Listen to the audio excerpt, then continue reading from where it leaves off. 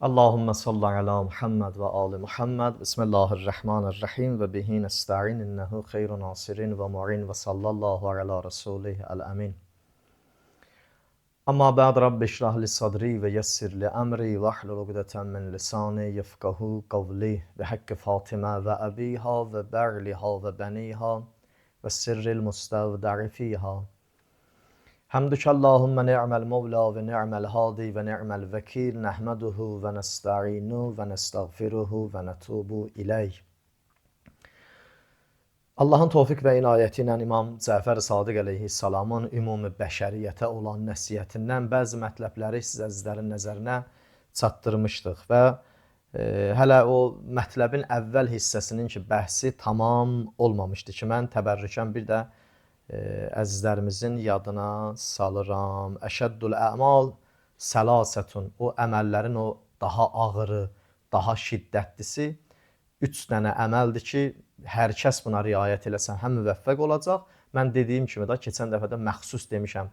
Həqiqətən bu hədisin növbəti hissəsində o adamlar ki, hələ özün o qədər tutuma malik bilmirlər, çalışsınlar heç qulaq asmasınlar ki, məsuliyyətləri üzərlərinə gəlməsin. Sabahların hesabları o qədər artıq olmasın. Görürsən, bəzən insan elm oxumağın barəsində Həzrəti Peyğəmbər və Ali Peyğəmbərdən bəzi mətləbləri eşidir. Elə düşünür ki, kitab oxumağın böyük dəyəri və savabı var. Bəli, bunlar əvvəlin hissələrdə kitab oxumaq çox dəyərlidir, elm öyrənmək çox dəyərlidir. Elmin ki, çox mahiyyəti var, Allahın bəyənən bir işidir. Amma ta o zaman ki, o elmidən ələ gətirdiyin məlumatla cəmiyyətə fayda verə biləsən, cəmiyyətə ondan xeyr verə biləsən. Yox, əgər o elmidən ki, cəmiyyət üçün heç bir xeyr və mənfəət bəxş eləyə bilməyəcəksənsə, o məsuliyyət sənin üçün əzaba dönəcək. Onun üçün gərək o mətləblərə belə də bizdə deyərlər, o behiştin savabına süsləyən adamlar gərək məsuliyyətindən xəbərdar olsunlar. Heç kimə zəhmətsiz heç nə vermir Allah. Allah istəyir insan bu yolda zəhmət çəksin. Elm oxuyan hər sahə üzrə, indi tibb üzrə oxuyub, məsələn, astronomiya üzrə oxuyub, riyazi düsturlar üzrə oxuyub, məsələn, keçib bu tərəfdən usul və fiqh üzrə oxuyub, hər hansı bir mətləb üzərindəki o elmidən məlumat ələ gətirib, ona görə neynəsin? Cəmiyyətə fayda versin. Yox, əgər öz sahəsindən sui-istifadə edib insanların ona olan ehtiyacından o ehtiyacları ödəməyəcəksə və yaxud da ki, onu ödəyəndə insanlara mümkündür bir zəhmət müqabilində ya artıq məsələn nələrinsə müqabilində eləyəcəksə, bu elm, o məlumat, onun öyrəndiyi bu şeylər onun həyatında heç nəyə dərdə dəyməyəcək. Əksinə o öz məsuliyyətindən daha böyük əzablara düçar olacaq. Həm dünya və həm axirət. O Həccac ibn Yusifin məsələsi mən yadıma düşür. Uzun illər bundan qabaq demişdim. Ehtimal var o rivayət bəlkə də çoxlarının yadından çıxıb və yaxud da ki, məsələn, səhvəni müdavim izləyən adamlar da ki, yadındadılarsa bizdən güzəşt eləsinlər ki, Həccac ibn Yusifin bir qohumu var idi, həmişə bunu nəsihət edirdi ki, bu cəmaata niyə belə əziyyət eləyirsən bu küfədə? Bu qədər olmaz axı da, hər şeyin yeri var da, bu insanlara bu qədər. Bilirsiniz də Həccac ibn Yusif o adam idi ki, həqiqətən o tarix bir dənə ondan görsədib, o da İmam Hüseyin əleyhissalamın şəhadətindən sonra olub Küfənin tarixində. O da cəmaatın yaratdığı şəraitdən Allahın ədaləti idi da bu. İmam Sadiq əleyhissalam deyir, Bəni İsrailin o qədər cinayətkarları ki var idi, İslam ümmətinin cinayətkarı olan Həccac ibn Yusif onların hamısından çox üstün idi. Yəni o mənfi cəhətindən, o əzazillikdən, deyimmi, zülm və zillət cəhətindən əzqəzablar öz yerində. O qohumu həmişə buna nəsihət edirdi ki, eləmə bu cür. Bir gün qohumuna bir miqdar, o bahalı bir dənə daşqaş verdi ki, zərgərlərin qapısını döy. Gör səndən neçə alacaqlar, amma özünü bir cür görsət ki, doğrudan sənin ona ehtiyacın var. Deyir, gəldi bir-bir zərgərlərin qapısını döydü. Gördü ki, bu adam özün bir cür aparır ki, sanki çox ehtiyaclı haldadır. Hər nə qiymət versələr bunu verəcək. Bunlar da insafsızlıq eləyirdilər. Qiymətindən çox aşağı bir məbləğ təklif eləyirdilər. Dayı bunlara demirdi ki, mənim heç bu daşqaşı satmaqda bir məqsədim yoxdur. Məni Muaviyə göndərib, elə Həccac ibn Yusif göndərib, heç bilmirəm səbəb də nədir. Gəldi Həccacın evinə, Həccac buna heç bir söz demədi. Dedi ki, indi səni göndərəcəm bir dənə zərgərin qapısına. Onlara göstərdiyin o təlatümlə, o belə də çox ehtiyaclı halından daha çox buna da göstərsən, gör müqabilində sənə necə rəftar eləyəcək. Deyir, gəldim bu zərgərin qapısını döydüm. O birislərdən daha çox özümü ehtiyaclı kimi göstərdim. Onların ki qapısında heç bu qədər özümü ehtiyaclı bəlkə də göstərməmişdim. Deyir, mənə dedi ki, qardaş sən tələsmə. Niyə bu qədər tələskənsən? Niyə bunu istəyirsən qiymətindən aşağı satasan? Bu çox qiymətli bir daşdır. Daşqaşdır. Hər nədirsə də bir zinət əşyası. Eləyə bilərəm mən bunun müqabilində sənə bu qədər məbləğ pul verəm və yaxud bu qədər qızıl, bu qədər gümüş verəm, yerdə qalanın pul verəm.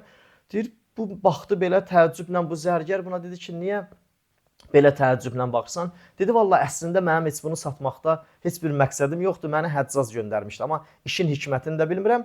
Qayıtdı, gəldi Həccazın evinə. Həccaz dedi ki, gördün o zərgərlər səndən necə istədilər sui-istifadə eləyər, insafsızcasına səndən istədilər o zinət əşyasının ucuz alalar dəyərindən aşağı.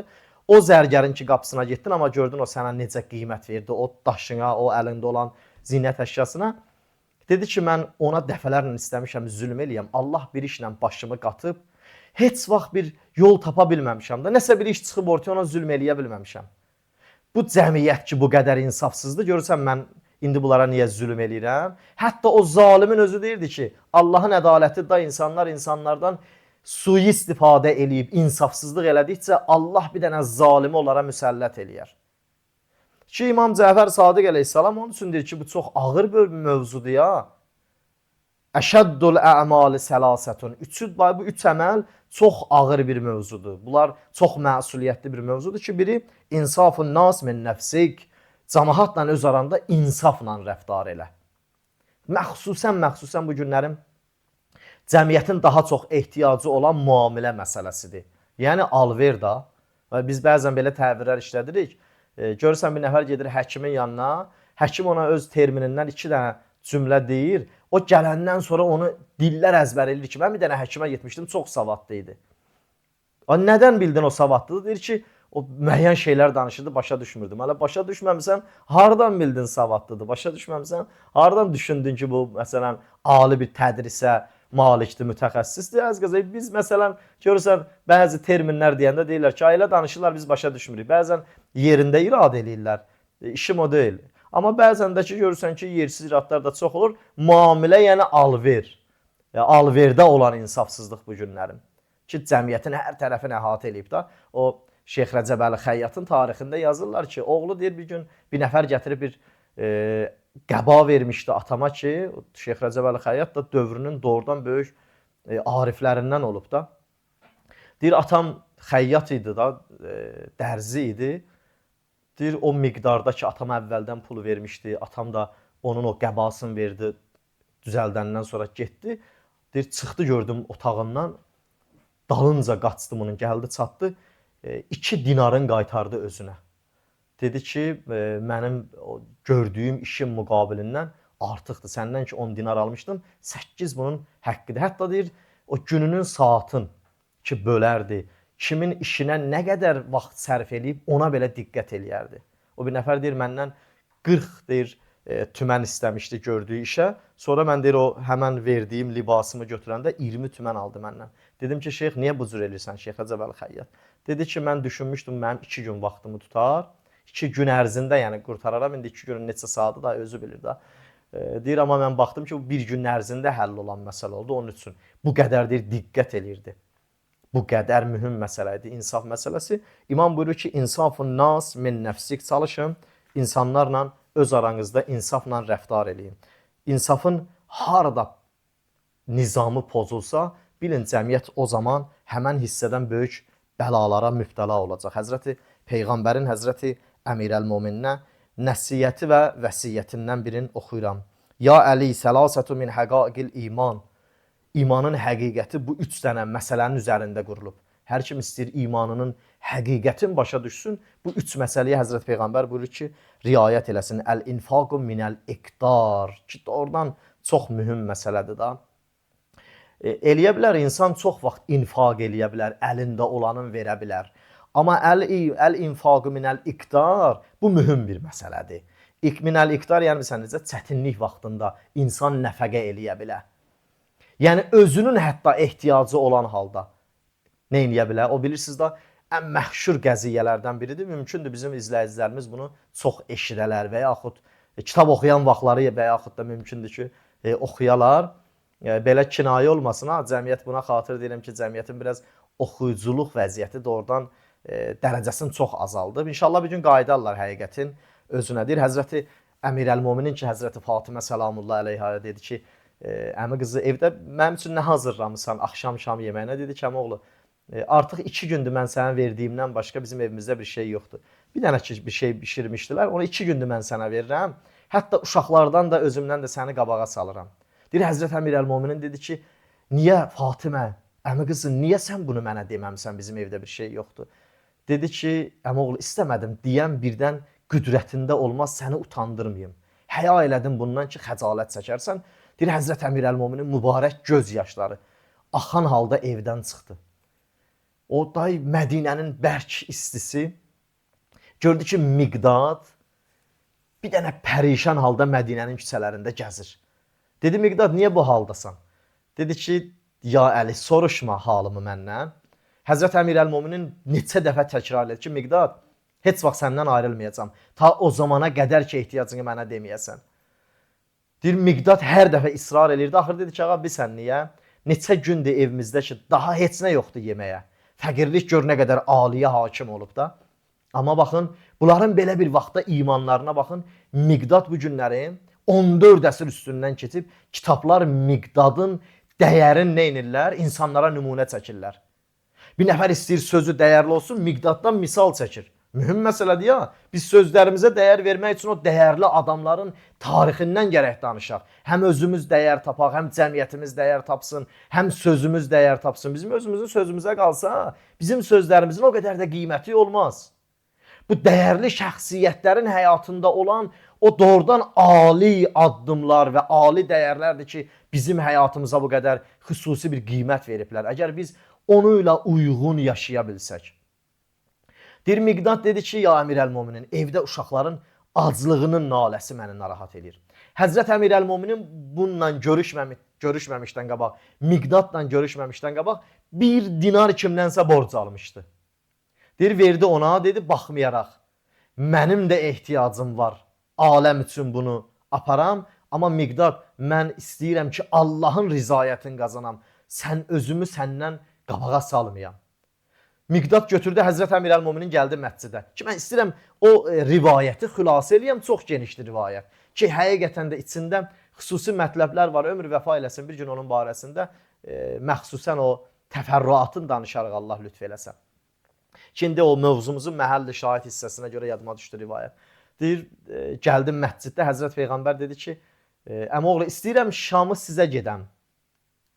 Deyə bilmirdi, ya Rəsulallah, bizim evimizdə heç nə yox idi yeməyə.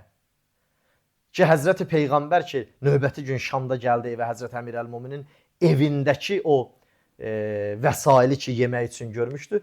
Dedi ki, əmi qızı, bəs bizim evdə bir şey yox idi. Həzrət Peyğəmbər dedi ki, əmi oğlu, narahat olmayasan, Miqdada verdiyim 1 dinarın qiymətidir ki, Allah bunu məxsus sənin alən üçün göndərib. Ki, inan, insafən deyirəm, o rivayətin içində o qədər danışılası mətləblər var, amma mövzudan xaric olaraq o cəhətdən mən o hissəsini deyirəm. Baxın, özünün ailəsinin ehtiyacı olan halda Miqdadın ailəsini özündən qabağa salır. Buyurur ki, əl-infaqı minəl-iqdar, infaqın dəyəri odur ki, adam ehtiyaclı halda bunu verə bilər. Özdə biləsən də kiminsə ehtiyacı var. İndi görürsən, bəzən cəmiyyətin arasında bu mənfi şeylər çox yayılıb. Ehtiyacsız adama o qədər qayğı və diqqət göstəririk bəzən. Bir halda ki, ona elədiyimiz təkliflərin yarısını demirəm, amma 1/3 bir dənə ehtiyaclıya eləsəydik, Allah da bizdən razı olardı, bəndələri də. Bəzən görürsən, adam var, mən şahid olmuşam, Allah şahiddir, ruhiyyəmə təsir elədiyi mövzulardan biri olub. Görmüşəm, məsələn, bir dənə ehtiyacsız adama o qədər təkliflər edir ki, birdən filan şeyə ehtiyacın olar, filan. Amma bir halda ki, ehtiyaclı adamın müqabilində heç o kəlmələr bunun ağzından bir dəfə çıxmayıb. Məsələ burada infaq deyil ki, məsələ burada riyakarlıqdır. Buna infaq deməzlər. Ya əli səlasətü minəl həqaiqil iman, imanın həqiqəti əmoğlu 3 dənə şeydən ibarətdir. Biri əl-infaqü minəl iqtar, o ehtiyaclı vaxtda nə eləyəsən? İnfaq eləyəsən və insafukən nas min nəfsik, özünlə cəmaət arasında insafla davranasan. Bir müştərinin məsələn maddi durumuna baxıb ona görə gördüyün işdən artığını almayasan. Ha bayaq dedim ha, müamilədə, alverdə bu gün mühüm məsələdir. Və sair bütün ixtisasa malik olan insanlar. Sənin işin məsələn də fəqir də olsa, imkanlı da olsa, sənin gördüyün işin məbləği fərz elə. Məsələn 50 manatdırsa onu al da. İndi bir fəqirə ondan az eləyərsən, bu sənin Allah yanında dəyərindir. Amma nəinki imkanlıdan mən artıq alım ki, bunun varıdır, yox. O cür yox. Zəhmətinin müqabilini tələb elə. Əl-insaf. İnsafıqən nasən min nəfsik. Özünlə cəmahat arasında insafla rəftar elə. Və bəzlul ilmə lil-mutəallim. O tələbələrə, elm öyrənmək istəyənlərə də neynə? Elmindən əta elə. Ki, bunlar imanın Həzrət Peyğəmbər buyurur, həqiqətidir. Əgər də oradan hər kəs buna riayət eləyə bilsə. Bir nəfərin haqqı var, bir nəfərin doğrudan susuzdur, təşnədir, onun ehtiyacı var. Elm öyrənə, bir nəfər müəllimdir, görsən onu hər hansı bir təmənnası olmadan öyrətmir. O müəllimlər bilsin ki, bunların boynunda böyük məsuliyyət var. İxtisasından asılı olmayaraq, ha? Bir nəfərin səninlə elm öyrənməyə ehtiyacı var. Onu öyrətməsən haqsızlıq eləmisən, insafsızlıq eləmisən. Biləsən bir gün o işin bədəlin ödəyəcəksən. Özünmü, övladınmı, hər halda mümkün deyil dünyada olar, əvəzsiz qala. Bir dənə də hədis ki, Həzrəti Peyğəmbər, Həzrəti Əmir əl-Möminin nəsiyyətində deyir, mən baxıram ki, mövzumuz çox uzandı, ona xatir inşallah bu cüməni tamam edirik. Allah lütf eləsin, biz özümüzlə cəmiyyət arasında insafla davranmağa müvəffəq olaq. Allah bu yolda tövfiqin bizdən kəsməsin. Vəssalamu aleykum və rəhmətullahi və bərəkatuh.